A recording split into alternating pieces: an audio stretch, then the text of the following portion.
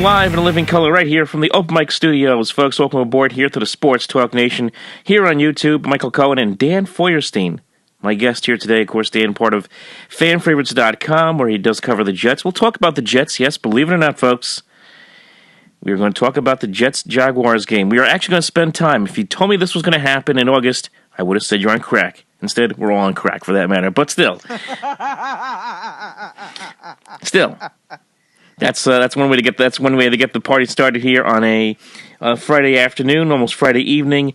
Now, before we get into the ball games, we talk about the Jets-Jaguars game. We talk about Odell Beckham Jr. and his fine by the NFL. We have to start things off with a topic that has been somewhat uncomfortable. It's been a topic that I've avoided for the better part of the last year plus.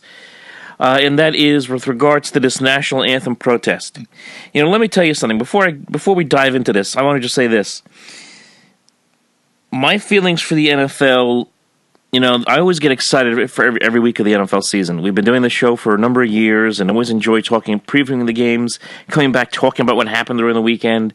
NFL Sundays are very, very precious Sundays. The 16 Sundays during the year, then 4 in the postseason. They're a lot of fun. But the way things have deteriorated with this league over the last number of years, and where they have now culminated in this situation here with the national anthem protest, it's hard for me, and I have to be honest with you, and I'll be honest with you, Dan, it's hard for me to now get excited for another week of football, because now we have to deal with everything that's involved with the national anthem protest now on a weekly basis. And, I'll get your thoughts on this in a second, but, first I'll say this about the president, and I know that his comments last week kind of fireballed this whole thing, where he said that all players should be fired, and he called them SOBs, and then also lay waste to the concussion protocol in the NFL. Were they comments that were appropriate? No, I don't think he should have said them. I think he probably should have either conveyed his feelings about the protest in a different manner, or just not said anything at all. That's how I feel about the comments that he made. He should have stayed away from it. Be that as it is, this is what he does. He is a guy who likes to pontificate and say whatever comes to his mind. We see it all the time on Twitter. But what really bothers me about this is the NFL response. The NFL response has been to just take everybody and throw everybody under the bus with regards to this. You almost kind of could have predicted that they would all have a united protest against the president. It's no longer about inequality. It's no longer about the racial divide that some players feel exists in the country. It has now become a political message against a point of view. It's become a political message against the President of the United States, and it's unfortunate that the customer, the paying customer, now basically is the victim in the middle of this battle between ideologies. It really is it's really a horrible situation, and I wish the NFL had handled this differently. I'll talk about how they could have in a minute, but Dan, I want to get your response as well. Well, first things first, thank you for having me on. Mm-hmm. Just like you, Michael, I try my best to separate sports and politics, because I personally feel we need to keep the politics out of sports. This is something that I feel that is important to keep our sanity, because as much as politics has been discussed so many times in our daily lives, I personally feel you need a break from it. Now, am I one of those that says, hey, you stick to sports, people? Yes, I am, but that's just me. I'm not here to tell anybody what they should do. I'm not here to tell anybody how to do, how to do their lives. This is just my own personal beliefs. That's all it is. That's it. But I am disappointed in all the parties. All the parties. I'm not talking about just our president in Donald Trump, the president of the United States. I am also disappointed with the commissioner of the National Football League, Roger Goodell. I am disappointed in all 32 owners of the National Football League. That includes, of course, Chris Johnson, who's taken over for Woody Johnson, as he will be the American ambassador in the United Kingdom. So this is no longer on Woody's watch. This is on Chris's watch, his younger brother. I am also disappointed in some of the players who have decided to take a knee while protesting the national anthem, and I understand why they're doing it, but once again, I don't approve of it, but that's just my opinion. And I am also disappointed in the head coach of the Pittsburgh Steelers, in Mr. Mike Tomlin, because while I understand what he was trying to do, and I understand completely why he was doing it, the truth of the matter is this. Villanueva. Alejandro Villanueva. I apologize. Alejandro Villanueva. Alejandro Villanueva. Thank you. Because I'm confusing the basketball player with the Steeler player. This man in Alejandro Villanueva did come out to honor the American flag. Right. He was not – I don't think he was intentionally trying to go against the wishes of Mike Tomlin. But the point is that what Mike Tomlin did was absolutely outrageous, and it was demeaning, and it was terrible. Mm-hmm. You know, Coach Tomlin, let me just say this as a NFL fan and as an American as well. Look, you want to play your political ways for national anthem protesting, that's fine. And you can do whatever you want. I'm not against what you're doing. But what I am against is that you went against Mr. Villanueva because he did what he wanted to do. I don't think he was trying to stick it in your face. I don't think he was trying to make you look foolish. As a veteran of our armed forces, he went to honor the flag, and that's it. Let me just say a couple of things there just to piggyback over what you said. First of all, I don't think these players know what they're doing. I'll be very honest with you. I don't think they really know what they're protesting anymore. The so-called goal was supposed to be, quote-unquote, inequality, right? Or injustice. That's exactly what it's supposed to be. And like I said, it's now morphed into a political message against the president, and now we're having all of our faces kind of shoved into it. And when you see players in England, on the road in England, and they stand for the national anthem of England, but they kneel for the United States national anthem, do they understand the history of England? Now, I understand, look, I know England's been one of our greatest allies for the last 75 plus years. Whatever happens with us, the United States, England will always be there, as would Israel as well. But be that as it may, the United Kingdom has been known for all kinds of being an imperial power throughout its history. So you stand for that, but you're going to kneel for the United States, which has been the symbol of freedom for 250 plus years. 250 plus years.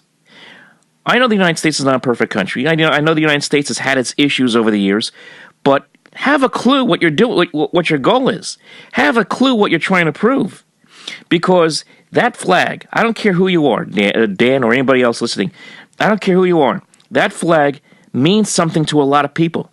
It means something special to veterans. It means something special to people of the police, fire, and anybody in this country who has fought for that flag or lives in this country. It means something to people, okay? So to kneel, to lock arms, and to protest it during the national anthem, it's offensive to people. And I don't think the players truly understand how offensive it is to people.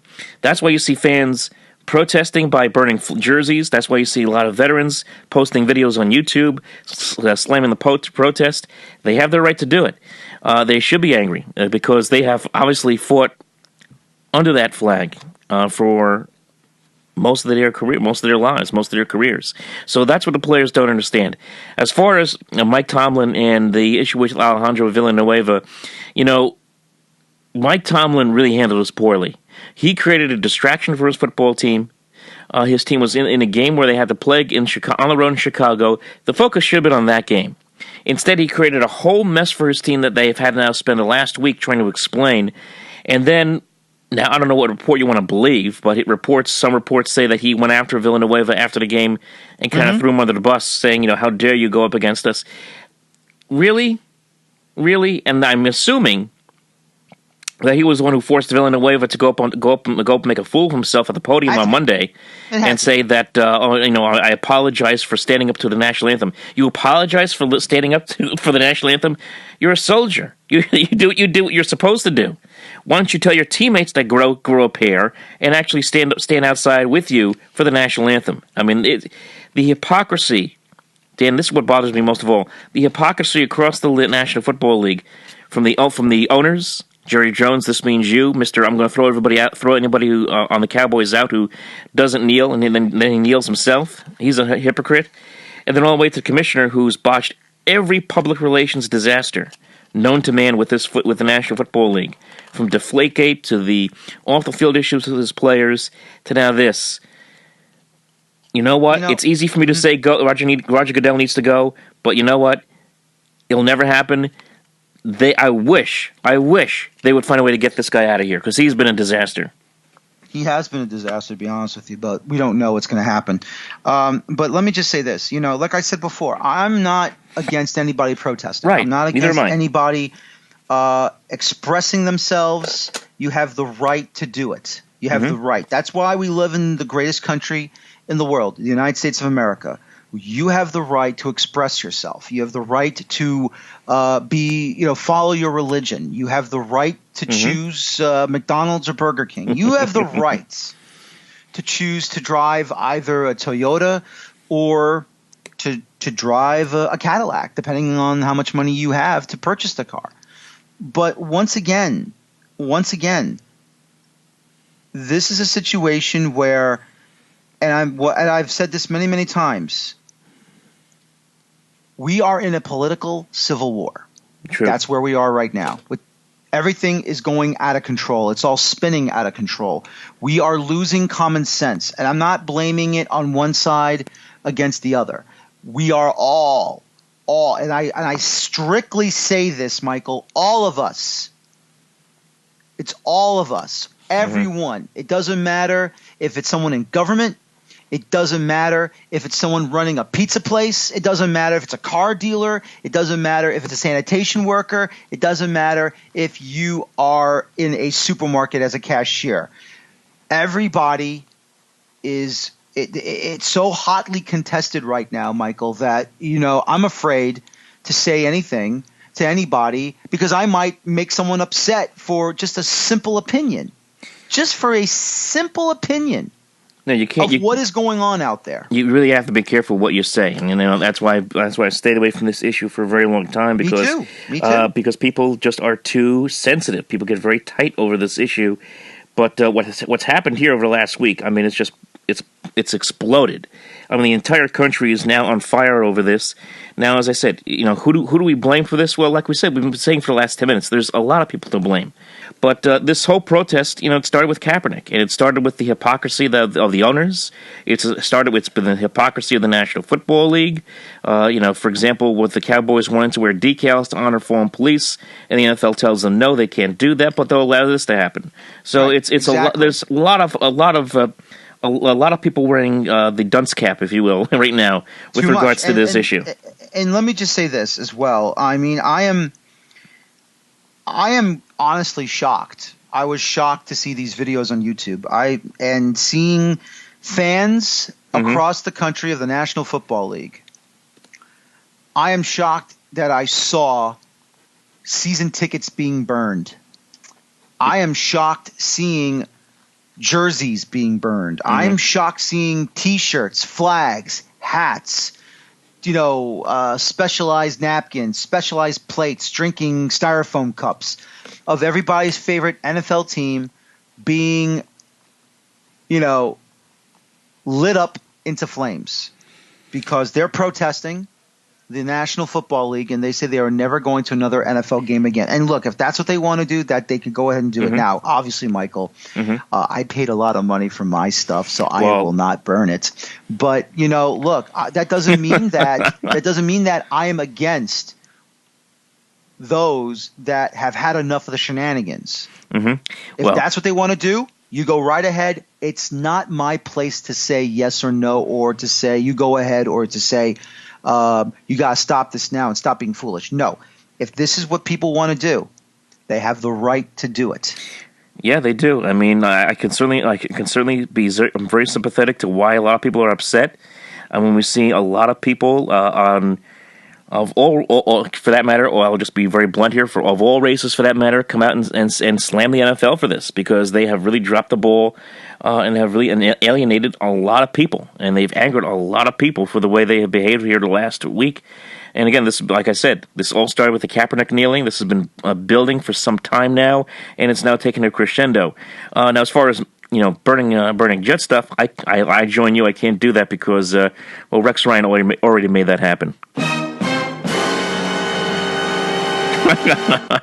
You just can't let it go. Oh, I can't let it go. Let it go. Come on, Michael. But let it go. I'm trying. But let it go. To get back to this. Unbelievable. If the players really, and here's the thing, what people see is they see guys who are millionaires. They see guys who have big time contracts, money that many people can't even imagine. I understand that a lot of these players come from hard times, and a lot of them come from inner cities. I get all that. But what people see is they see well-off players protesting the anthem in their face. That's what they see. So that's why people are upset. I wish two things. One, if the players really want to affect change, go out there, be part of your community. Go volunteer for the DARE program. Go to a national night out. Go to work with the police athletic league in your community. Do something to really affect change for a lot of young people in these towns. For us in New Jersey, I'm talking about towns like Camden, Newark. You know what I'm saying. Go out there and be a part of it. Have affect change in that way. And then, as far as the coaches and the way to handle this, this is what I would have done to prove that whatever comments the president may have made, whether they are however offensive they may have been or not have been, whatever it is. I would have said, look, we're not going to kneel. We're not going to lock arms. We're going to honor the flag as we would normally. And on top of that, I would even have said, we're going to go walk up to the flag. And chances are, how they always have first responders always holding the flag. I would have every player walk between each first responder and hold the flag with them. And to show, hey, look, we are still a country in spite of whatever this nonsense is that's going on here. That's what I would have done. I wish they would have handled it that way. Yeah. I mean, I can't really disagree, Michael. And, once again, it's just poor showing. It's poor showing by everybody. Mm-hmm. Everybody. We're not singling out one group. We're not singling out one player. We're not singling, one team. We are saying that this whole thing was handled horribly. Now, let me just say this. Sure. Do I believe we have issues right now currently of what's going on in this country? With routine traffic stops becoming a shootout out of the blue, where we're seeing one side, making a mess of things against the other side. Yes, we are. We're seeing, I would say, poor judgment, and sadly, the poor judgment has led to the loss of life. And I don't like what I'm seeing. I don't like, what's been going on in the news. I hate it. I think it's wrong. I think what we need now, we're seeing too much protesting going on. Mm-hmm. Where is the action of actually making a difference? Where is that? Well, that's because why at the moment, Michael, I'm seeing none of that. All I'm seeing is kneeling, arms locked, hand in hand. We have to show solidarity, and that's fine. You can show solidarity, but where is the action? Where's the action? Because I don't see that action. I don't see professional athletes, head coaches. I don't see the assistant coaches.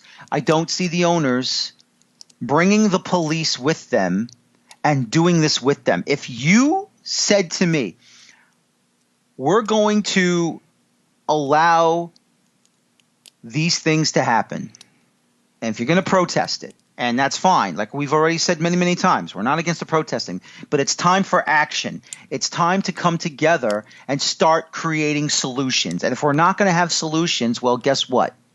This is going to continue on. And we're all going to be in the same muck that we need to get out of. Well, I'm going to be very honest with you. I think we're going to stay in this muck because what we're seeing here is we're seeing grandstanding, we're seeing empty symbolism, and really, like you said, no action. And that's why I'm saying if the players really want to make a difference, get involved in your community and make a difference that way. Don't drag the flag into this. It has nothing to do with the American flag. And we know that you keep saying that players keep saying it has nothing to do with the flag. Well, we believe you. We know that it has nothing to do with the flag, but don't make it an issue by kneeling and locking arms. Go out and do something about it. And as far as the fans that have left or are planning to leave, I mean, I'm sure some fans will come back, but others won't. And we're going to start to see some hits in the ratings. I'm going to make a bold prediction. You know how the Super Bowl's had ratings over 100 million people for a better part of the last 10 years. I'm going to say dips under 100 million if this continues. I'm going to say dips to around 98, 99 million if this continues. That's my prediction. Yeah. No, and Michael, we're already seeing that. We're seeing the ratings dropping off already for Thursday night, Sunday games, Monday night, Sunday night football. All the ratings have started to fall, I should say, because of what is going on here. And like we've said many, many times already, and I just want to stress it one more time. We are not against protesting. We're not against the protesting going on. We understand what the initial idea about this protests are and were. But now it's gone beyond that. And right now, protesting is getting to be, I'm not saying boring, and I'm not saying it's getting to be ridiculous. But what we have at the moment is that we have too much protesting and not enough action. Because if you think this is the action, that what protesting is all about, that's fine. You want to say it? Go ahead. That's fine. But we need more than just protesting now. We need more than what we're seeing. We want to see solutions. Because right now, I wasn't born during the civil rights protests. I was born in the early 70s, and I would say from the 80s all the way up till before this whole situation began, we were all equal. Yes, there are still some of those from back in the day that still act like this. You're not going to get rid of it all the way. Would I like it gone all the way? Absolutely. Now we have all these fighting protests going on, and it's just sickening. It is, and I'll just finish it off with this. We all understand that the political culture is very, very tense right now, and there's always been some tension. And in this case, you want to say, cultural, racial, whatever it may be. There's always been tension for decades. It's been this way for a very, very long time. As far as this is concerned, as far as this argument is concerned with the National Football League, the best uniter has always been the NFL. It's always been sports. And I wish the NFL would just simply do the right thing and take the politics out of the game. And just let the game be a game. Because that is the best distraction of all. If I want to listen to the news, I'll turn on the news on a Tuesday evening when there's nothing going on. Sunday, I want to just watch the game. I just want to veg out. So please, NFL, take the politics out. Don't worry about what one person says or another person says. Just play the games and tell your players and enforce the rules. Enforce the rules. Because the rules say in the NFL that they have to stand for the national anthem and honor the flag. Enforce your rules. Get the politics out of the National Football League. Because if they don't, maybe one day they will play in front of crowds that look like what we see in Los Angeles. Nobody! All right. So let's just move right along here, folks. Now, we go from bashing the NFL to talking about the NFL. That's what we do here. A couple of things here, and I know we got a lot of very, very interesting games coming up this weekend for those who are going to sit down and watch some of these games this weekend. First of all, before we get into the Jets game, I just want to make note of this. Odell Beckham Jr. was fined $12,154 by the National Football League for his touchdown celebration in which he simulated a dog urinating during Sunday's loss to the Philadelphia Eagles. If we didn't have this national anthem protest, this would have been the story of the week. I've been saying this for a very long time with Odell Beckham Jr. He is a talented player. He can be a great player when he wants to be. But he is a huge, huge distraction for this football team. And as talented as he is, I think eventually this franchise would be better off without him. Now, why would I say that? How could I say such a thing? That sounds so outrageous. Well, 10 years ago, they had a guy like Jeremy Shockey who was a distraction himself in the locker room and was a problem. He was a tight end, former tight end for the Giants, and was always causing problems for Eli Manning. And eventually, the Giants got rid of him, and guess what happened? The team won Super Bowls, won 2 of them. So it seems to me that Odell's a guy that you can't police. Ben McAdoo has no control of him. He has shown he has no control of his own locker room, for that matter, over the last few weeks.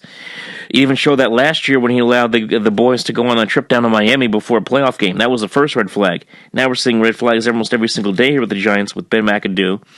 And even though John Mara comes out after every pundit on the planet ripped the team apart, and had a discussion with Odell, you got to put your foot down on this guy and really rein him in, because if you don't, he's going to continue to divide this. He's going to start to divide this locker room, maybe not against player, but certainly coaches against players, and that cannot happen for this football team at 0-3. Let me just say this. We don't want to stop wide receivers, running backs, tight ends, quarterbacks, or someone on defense that's getting an opportunity to run an offensive play for possible first down or a score. We don't want the NFL we don't want them to, mute their touchdown celebrations. Mm-hmm. Let them celebrate. Yeah, it's a long, long way if you are starting at your 15-yard line and for some reason you're getting an 85-yard grab for a touchdown, or you have several plays to get to the end zone and get the score. Mm-hmm. But there comes a time when a touchdown celebration should not mean you have to act like a jackass and make it look stupid. And sadly, Odell Beckham Jr. Now, don't get me wrong, Michael. If Odell Beckham Jr. was on the Jets, yes, I want him to get as many touchdowns as possible. We enjoyed that when Brandon Marshall was on the Jets 2-3 years ago. Mm-hmm. Would I enjoy an Odell Beckham Jr. touchdown? Absolutely, I would, but I am sick and tired of the touchdown celebrations that makes him look dumb. Mm-hmm. So that's it. It's a dumb thing. Well, it's not going to stop. I mean, this is what he wants to do. I mean, this is his attitude. When he was asked about it from the media, all he said was, "I'm sorry for the 15 yards." What is that supposed to mean? He wasn't sorry for the penalty. He wasn't sorry for the celebration. He just doesn't get it. He has been a pampered player throughout his tenure here with the Giants. From Tom Coughlin now over to Ben McAdoo, they've always bent over backwards to always do things for Odell, and now the Giants are now seeing the problems that they have created with this guy, and it's not gonna cease. That's why I'm thinking that if this franchise is going to truly move forward and not have these kind of problems with a player that is this disruptive, I'm not saying trade him now, okay? I mean, I'm not saying that at all. They may have to think about it. They may have to think twice before they give this guy a long-term contract. Do you want a guy that's going to be this kind of problem? A lot of people are now comparing him to Terrell Owens, who was a locker room mess in every spot that he has been in, from San Francisco to Philadelphia to Dallas. Randy Moss, who was a cancer in a clubhouse from Minnesota, not so much in New England, but in Oakland. Do you want that kind of player? Because I'll tell you right now, Odell Beckham Jr. has the earmarks of those two guys. He is on his way to being a guy who's going to be on 3 or 4 different teams before his career is over. That's what he's turning into. Do you, the Giants, want to spend over, $15, $14 million for that kind of player? He thinks he's that valuable. Yep. No, thank you. Nope. He's not Julio Jones. No. He's not Antonio Brown. Nope. He's not any one of those guys. No, he's not. And once again, Michael, look, like I said, I would love to have Odell Beckham Jr. on the Jets. Yeah. I mean, he would improve the Jets 10 times over. But he needs to understand something. As great as he is, and as great of a wide receiver he is becoming. Mm-hmm.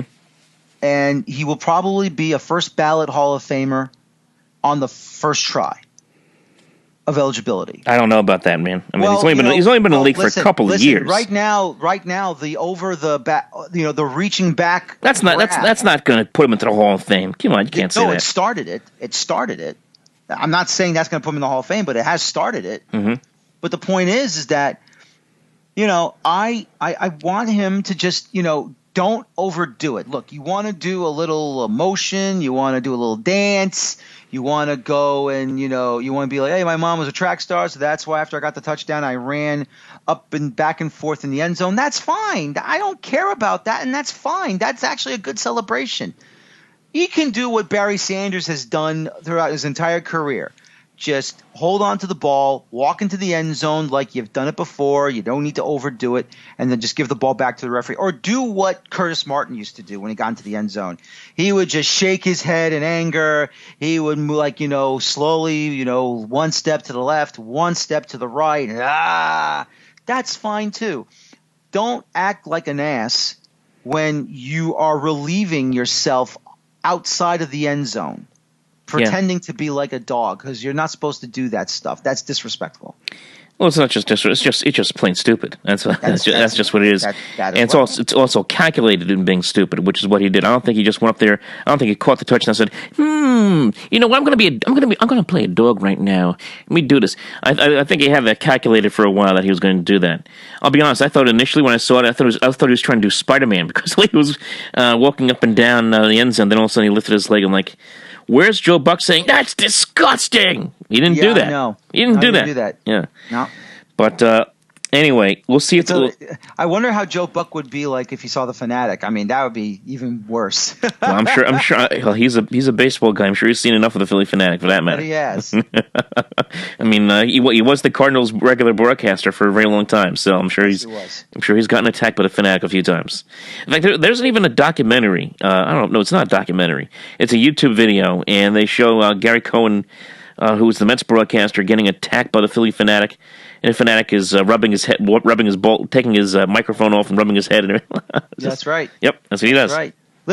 Listen. You know what you're getting into when you're messing around with the Fanatic. Yes. And if you understand the Fanatic like how I understand the Fanatic, that's the only good thing about the Phillies.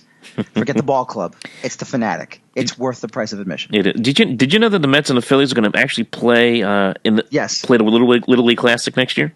Yes. Yes. Now I'm joking. I don't know that.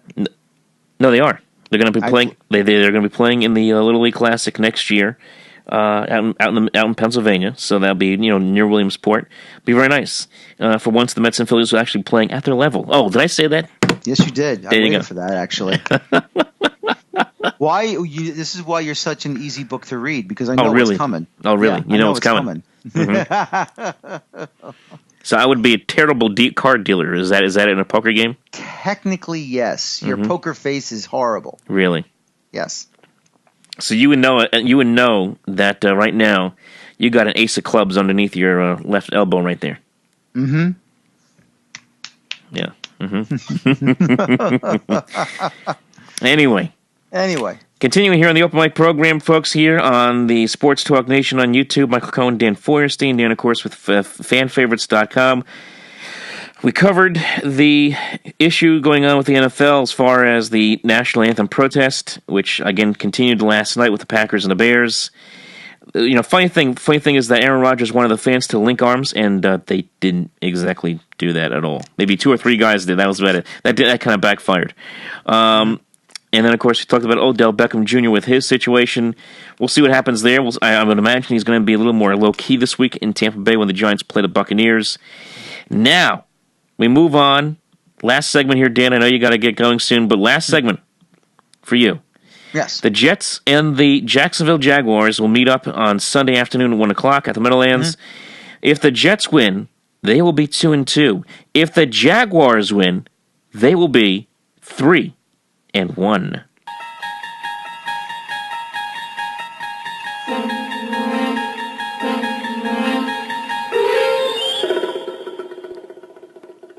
Who knew? What was that? Who knew? Let me just say this. I just got through the preview show for Jets podcast on fansfavorite.com. Mm-hmm. I thought that the Jets were going to lose to the Dolphins. They would be 0-3, and this would be the game they would get their first win of the season. Mm-hmm. As I think I've said this to you already, I am already emotionally detached for this season. I just want to see, I want to see this team perform. I want to see them show any form of performing, just compete. Let's see what you can do. Can you answer the call? And if you can, it's fantastic. If not, it's not a big deal because we know they're not going to the playoffs. Right. But I think right now, after what the Jaguars did to the Ravens in London at Wembley Stadium, you would like to think that the Jaguars probably are going to do the same thing to the Jets. But I will say this, because this was supposed to be, or there was supposed to be a bye week this week for Jacksonville, I guess. Probably not. Normally they have the bye week after the London trip, but teams can opt to not have it. Jacksonville, because it was so early in the season, requested not to have the bye week now because they want to have it later in the year. That was the option they had. Well then let me say this. I think that's advantage Jets. I really do. I mean, I would like to believe that, not so much that, the Jets will be out game planned or anything like that, because that's what I've always felt anyway. They're going to be out game planned. I think that the Jets right now, their defense is their unit to stop everything, whoever they play against. And let me just say this. I thoroughly enjoyed seeing the Jets manhandle a Miami Dolphin team and seeing all those Dolphin fans who are either from Miami or who are bandwagoners that live in our area get thoroughly mushed, thoroughly crying. How many of the Kleenex boxes did they get? How many times did I have to go to YouTube to watch these people, just like what you're doing right now, Michael,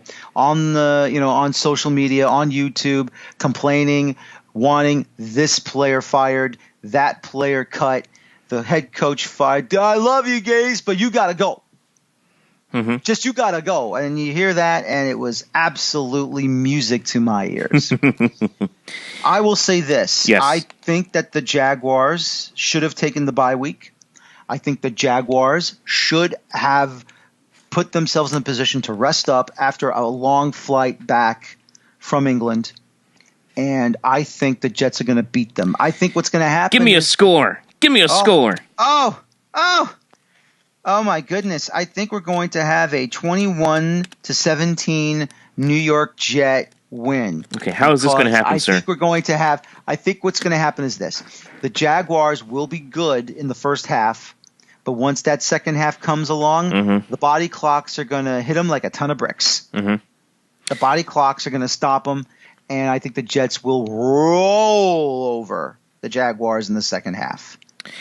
Well, I'll say this. I mean, I'm now I have to kind of look this up here just to see what the Jaguars did last year. But I was really impressed with what the Jets did last week. I love the way the defense had so much tenacity, and it told me that Todd Bowles, whatever he said to that team last week, going into that game after the disheartening loss to Oakland and Buffalo the weeks prior, he must have let them. He must have dropped the whooping stick, if you will, on that team because they responded big time for him in that game. I was really impressed with how fast they played in that game. Jay Cutler's head was on a swivel. So to me, I look at this Jet team. I never felt they were going to tank. I'm glad they're not tanking. I think this is a team that has the potential to probably win, 4 or 5 games. I know that's going to make some Jet fans want to jump out of a window, but yeah, exactly. But let me ask you. Let's just say this to the Jet fan: do you really want this team to be that bad? I know some fans are going to say, yes, I want them to be that bad. I want Sam Darnold so badly. Oh my god! But the fact is, no one knows that the kid's going to actually come out of college. 2, the draft is such a crapshoot anyway. Why worry about it? See if this team can improve week to week. See if this team can win some games week to week. And you know what? You got a team here that has a chance to be 500 by the end of the week if they can go out there and beat the Jaguars. Now, do I think they will? I don't know. Now, the Jaguars last year took the bye week after their trip to London. They beat Buffalo last year in London 34-31. Then they had the bye week. And then they came back after that bye week and they lost the game too. And this was in 2015 lost the game to the Jets. Now in 2016, let me just take a look at this. That was 2015. They took the bye week. 2016, the Jaguars bye week came after that game in Wembley in Week 4. They had the bye week. They came back. They won against Chicago. So the last 2 years, they have taken that bye week after the trip to Wembley. Not going to do it this time. Very interested to see how Doug Marrone gets that team ready. Now, am I a big buyer into Blake Bortles? Not really. It was an impressive effort that he put on last week. It was an impressive effort by that team last week. I like Fournette, the running back. I think he's very, very good. I like their defense, which is getting better. This is a tough game for me to call, Dan. It really is, because I think it could go either way. It really could. Go ahead. I could see you want to say something. This though, because and actually, there's one more thing we're going to talk about. But anyway, if you're a New York Football Giant fan, and yes, I'm going there, because how many Giant fans we know that have puffed their chests? They're saying they're going to the playoffs. This is a Super Bowl run that's going to be unbelievable, and all of a sudden the offensive line just can't keep Eli Manning straight. What's this got to do with the Jets game? But no, this has something to do with the Jets. Okay. Because the Jets, who are 1-2 right now, right, and the Giants, who are 0-3, right, the Jets have conceded 20 points combined. They've scored 52. Mm-hmm. They've allowed 72. You want to know about the New York Football Giants? Well, they've given up a lot. I mean, they've given a lot more. They have only scored 37 points, and they have allowed 70. So guess what the net points is at? Well, it's like minus 33. Yeah, well, their offense can't get into the end zone. Anyway. That's right. Back on this game, as far as the Jets and the Jaguars are concerned, I like Fournette. I think he could be a matchup problem for the Jets. We'll see. Now, remember, we said that last week about Jay Ajayi. We thought he was going to be a matchup problem for the Jets, and they did a nice job against him. So let me finish. Okay. So I think it's a very, very tough game to call. I think it could go either way. My concern again is, do I think the Jets have enough weapons to make it a second straight victory? I'm not sure if they do. I think this will be fun to watch. I think it'll be close. I think it'll be a low-scoring game.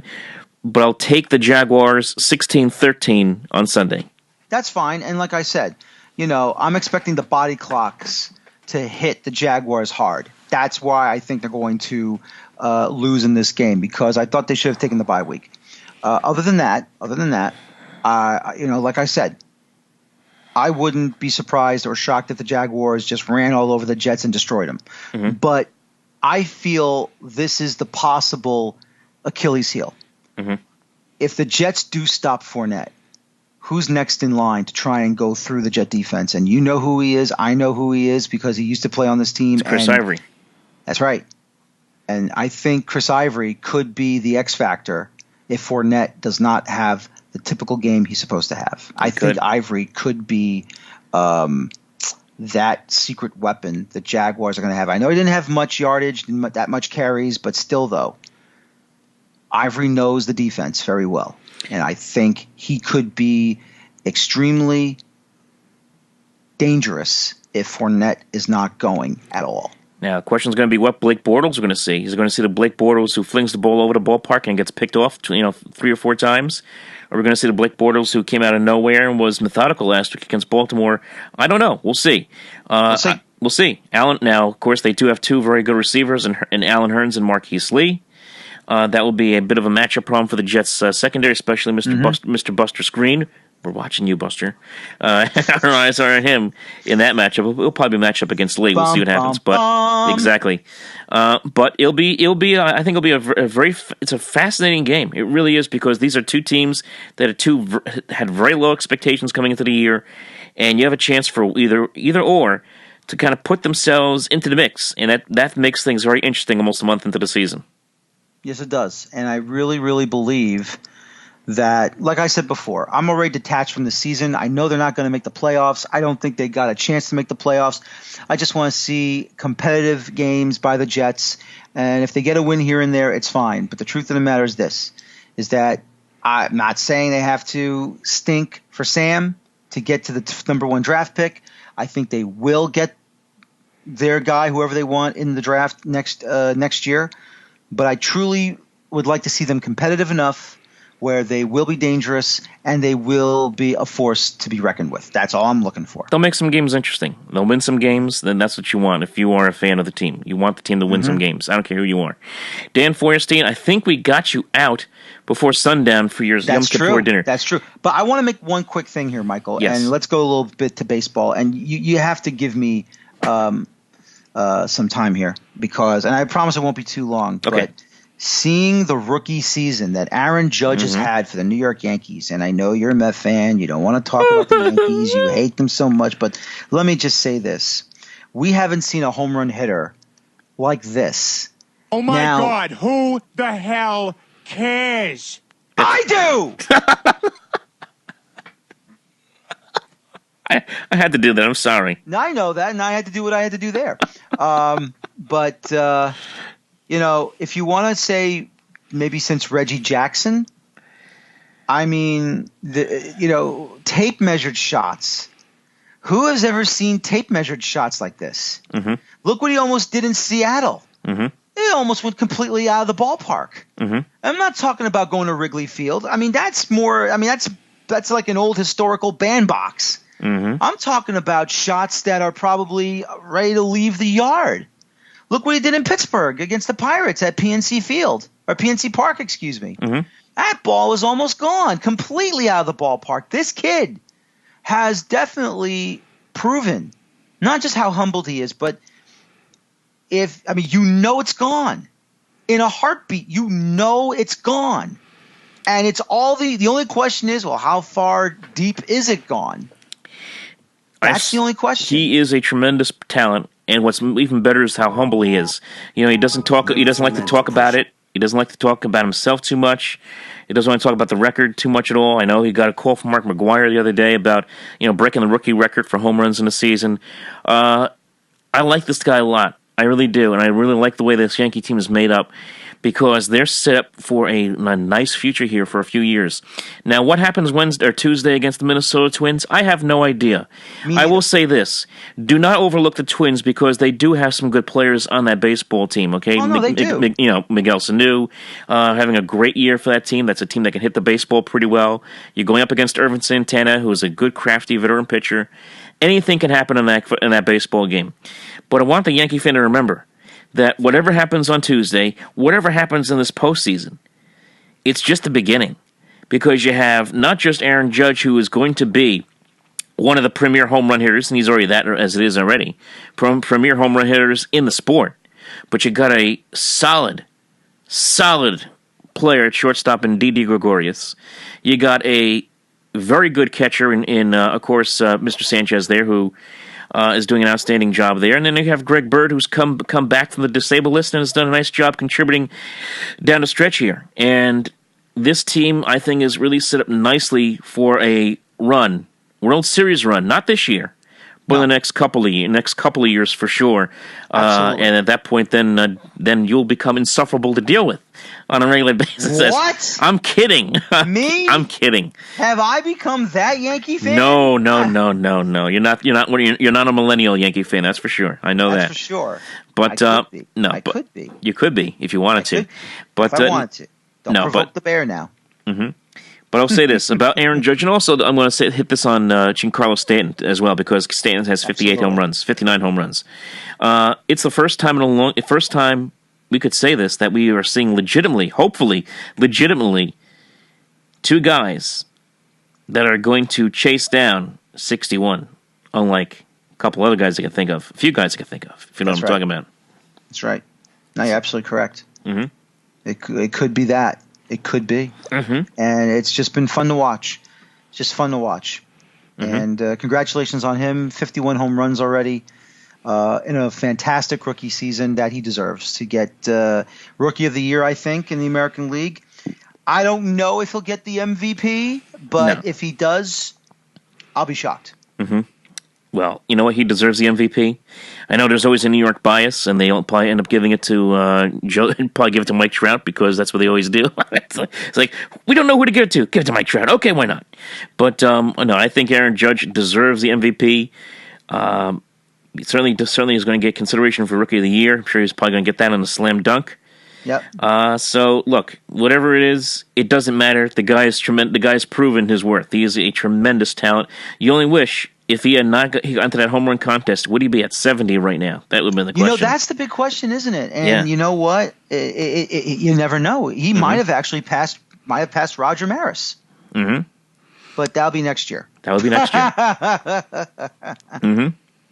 Yep. And he can also break the records of two guys who thought they hit 70, but actually never happened in an alternate universe. Anyway, Dan, I want to thank you, man, for coming on. I know it's the holidays here, so I'm going to let you go before you melt in front of me and turn into the Wicked Witch of the West. I'm melting. There you go. I'm melting. Okay, happy Yom Kippur, my friend. Thank you. You too. All right, folks, that is the Fire Dan Feuerstein. Now, a couple other things before we shake it out of here. We already did the one game, okay? So we did the one game with the Jaguars and the Jets. I'm taking the Jaguars in a close game today on Sunday by the score of 16-13. You already know that. Now, the first game that I'm going to take a look here. Now, the first game that stands out here for me is going to be Pittsburgh and Baltimore. This is a huge game. Every year, these two teams are always going at it at the top of the AFC North, and this is going to be no different. But I will say this. Really neat, both teams come into this game not really knowing who they are. I mean, look at the Baltimore Ravens right now. They come into this game after a horrible loss to the Jaguars. They lose 44-7 on the road in London. Joe Flacco had the worst game of his career last week. The defense got lit up for 410 yards. There are a lot of problems right now with the Ravens. They don't know who they are. They did win the first two games of the year, but that was against Cleveland and Cincinnati, and both of those teams stink. So who are the Ravens right now? We may start to find out this week. Same thing with the Steelers. They created a distraction for themselves last week with the National Anthem Protest. That, I think, played... They won't say it played a role, but I think it did play a role in them being distracted in this game against the Chicago Bears last week. A horrible loss in overtime for them. And then you add that on top of the fact that their only two wins were against two teams that aren't that good, and that's, of course, the Browns and the Vikings. So really, these two teams come in here with a lot of question marks. We're going to find out some more about these two this week. What stands out to me, though, is the stats. Pittsburgh right now is third in the league in total defense, while Baltimore is really struggling. Right now, they're in the middle of the pack. They're 19th in the league in total defense in the NFL. They are one of the worst teams in the league in total tackles. They are 30th in the league in tackles right now, the Baltimore Ravens. They're having a horrible time there. I know they have the 8 sacks. I understand that. But they are having a difficult time getting stops. And, of course, that showed last week against the Jaguars. Offensively, they are next. They're one of the worst teams in the league offensively. So for the Ravens, this is a chance for them to come out here and try to prove the doubters a little bit here. There are a lot of people who may be down on the Ravens after what happened last week, and you can certainly understand that. So this is a big game for this team, big game for both of these teams. The one advantage the Baltimore Ravens have is that they are home for this game. I give them that slight edge. But at the end of the day, it's going to come down to the familiar faces. Can Joe Flacco make a big play in a big spot late in the game? Will Ben Roethlisberger for the Steelers make the big play in the big spot at the end of the game? Will we see a big run by Le'Veon Bell? Will we see a big catch by Antonio Brown? Will the Steelers defense make a big play? These are the questions that are going to be answered on Sunday between these two teams. It's always a slugfest. I probably should stay away from this game, considering it's such a low point spread as well. But you know what? I'm going to roll the dice. It's crazy, but I know they are underdog in this game. I'm going to roll the dice. I'm going to go with a slight edge to the Ravens. I think after coming off of last week, getting smacked in the face by the Jaguars, I can't see the Ravens having a bad performance again for the second straight week. If they do, they are an off football team if they do. I would imagine that there's going to be some pride here for this team coming off of that loss at home against their arch rivals in the Steelers. I expect the Ravens to play a better football game, and they will win 20-17 over the Pittsburgh Steelers. That's game number 2. Now, game number 3, I'm going to take a look at the Giants and the Tampa Bay Buccaneers.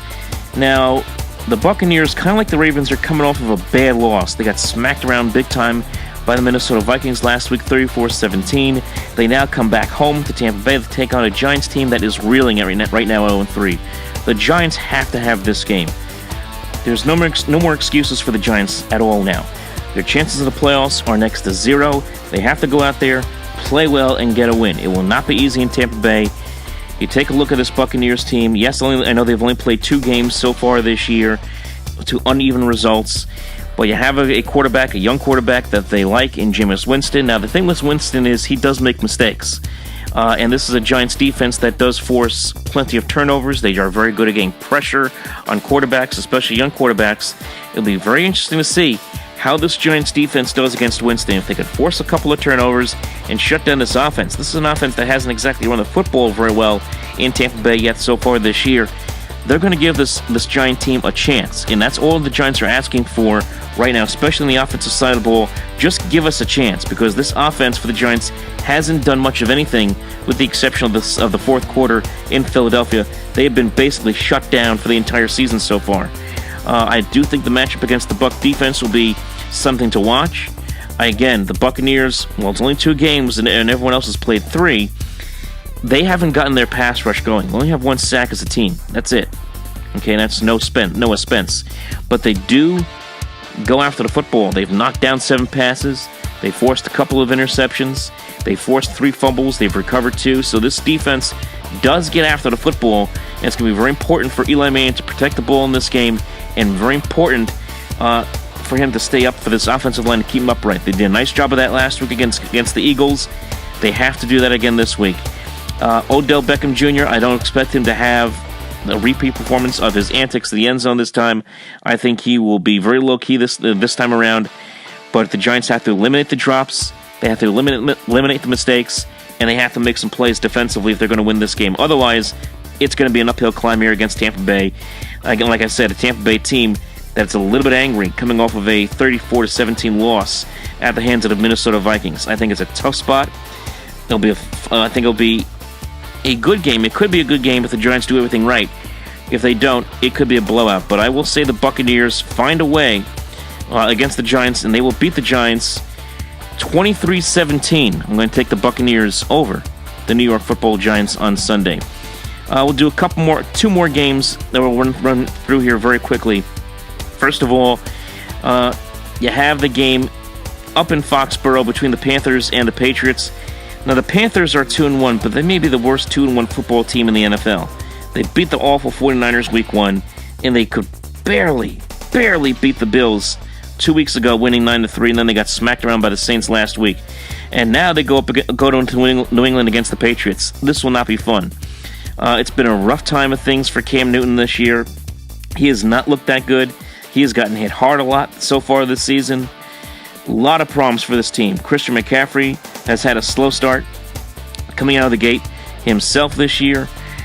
So I am concerned about the Panthers going into this game, because I think they could end up getting blown out. I really do. The Patriots have had a weird start to the year. They lose the game against Kansas City Week 1, and then they almost lost last week to Houston and then had to pull it out late. I think this has the trademarks of a Patriots blowout. You're going to see Tom Brady have a big game. You're going to see some big performances from Gronkowski and Chris Hogan in this game as well. And I think the Patriot defense starts to get itself righted, and they will take care of business against Carolina. I'm taking New England 41-17 over the Carolina Panthers. Last game that we'll predict here, folks, and that is the Redskins and the Kansas City Chiefs. A very intriguing interconference matchup between these two franchises. The Redskins coming off of a very impressive effort against the Oakland Raiders. I had that feeling that game would have been a trap game for the Raiders, and it kind of was. It was very tough for them to travel from West Coast to East Coast for the second time in 2 weeks, and it showed. And the Redskins put together an inspiring performance as they are now 2-1. Kirk Cousins was great, 365 yards, 3 touchdowns. Excellent performance for him. Great performance from Chris Thompson, the receiver, 150 yards receiving, and the defense was phenomenal. Shut down Marshawn Lynch, shut down David Carr. Excellent effort by the Redskins defense. Now they go into Kansas City in a primetime game, mind you, Monday Night Football against the Chiefs team that is 3-0, and a Chiefs team that has been incredibly impressive so far this year. There's too many things that I can't say enough good things about the way the Chiefs have played this year. Their running game has been phenomenal. Alex Smith has been phenomenal. Hasn't turned a ball over yet. Kareem Hunt, right now, still leading the league in rushing. 8.5 yards per carry for Kareem Hunt through 3 weeks. Amazing. Just amazing. This could be a very tight game if the Redskins execute perfectly and get some turnovers. Otherwise, I could see the Chiefs pulling away late. Now, you are getting 7 points here, so if you are a betting man, you would be tempted to take the Redskins plus the 7 against the Kansas City Chiefs here. But I will play it safe. It's a Monday night game in KC, and I'm going to say the Kansas City Chiefs get off to a 4-0 start, and they take care of business against Washington. Tough environment to play in at Arrowhead. I expect maybe 1 or 2 mistakes from the Redskins, and that might doom them in this one. So I'll take the Chiefs. Good game. I'll say 26-20. Chiefs over the Redskins on Monday Night Football. So those are our picks here for week number 4. Folks, that's going to do it for us here on the Open Mic program. I want to thank you all for tuning in and listening. Remember to follow us on the social media, Facebook.com/Open Mic program, and also on Twitter @OpenMicNJ. And remember to subscribe right here on the Sports Talk Nation on YouTube. Folks, take care. We'll talk to you next time right here on the Open Mic program.